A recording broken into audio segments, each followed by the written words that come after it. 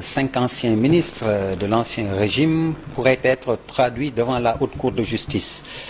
Il y a eu donc une réunion de la commission des présidents. Moi, je vais d'abord vous demander le nom des concernés. Je me permets de rappeler que le second principe fondamental dit par le Conseil constitutionnel, c'est le droit à la réparation pour les victimes. On avait dit que oui, vous choisissez telle et telle victime, etc. Le Conseil a considéré que l'article 2 de la loi interprétative n'était pas contraire à la Constitution. C'est pour ça que je vous dis, tout le texte n'a pas été rejeté. Relativement à la Haute Cour de justice, oui, moi je suis tenu par une obligation de réserve. Vous vous doutez bien, je suis membre, juge à la Haute Cour de justice. Maintenant, je me permettrai juste de rappeler quelques principes de base.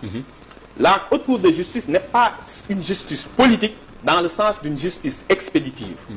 Toute la procédure est entre les mains des magistrats, notamment de la commission d'instruction qui a le pouvoir de dire si telle personne déférée devant la Haute Cour de justice mérite, toute personne incriminée, ministre, doit être déférée devant la Haute Cour de justice. Ce n'est pas à l'Assemblée de le dire. L'Assemblée vote la résolution de mise en accusation. Maintenant, une fois que cette mesure est votée, à la demande des autorités, je rappelle que tous les faits dont on parle concernent des faits qui ne relèvent pas de ce gouvernement.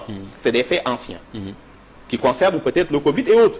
Maintenant, la Haute Cour de justice, c'est les magistrats, la très haute magistrature, qui va décider si tel ministre mérite d'être renvoyé en jugement devant la Haute Cour de justice. Donc ce n'est pas automatique, parce qu'il y a une mise en accusation. Ce n'est pas automatique, ce n'est pas au juge, au député de répondre à une commande politique. C'est à la justice composée de très, encore une fois, hauts magistrats qui vont décider quel ministre, selon quel fait, peut être traduit en jugement devant la Haute Cour de justice. Je rappelle que toutes les personnes incriminées sont présumées innocentes. Il faut respecter la présomption d'innocence et que personne ne commande ces décisions en ce sens qu'il s'agit d'affaires judiciaires. Je répète, on parle de 5 anciens ministres. Vous avez leur nom? Je n'ai pas besoin de divulguer leur nom. Je pense que ce n'est pas le plus important. Respect de la présomption d'innocence, attendre les travaux de l'Assemblée. Et je pense qu'en ce moment, et comment ça se déroule, le chrono?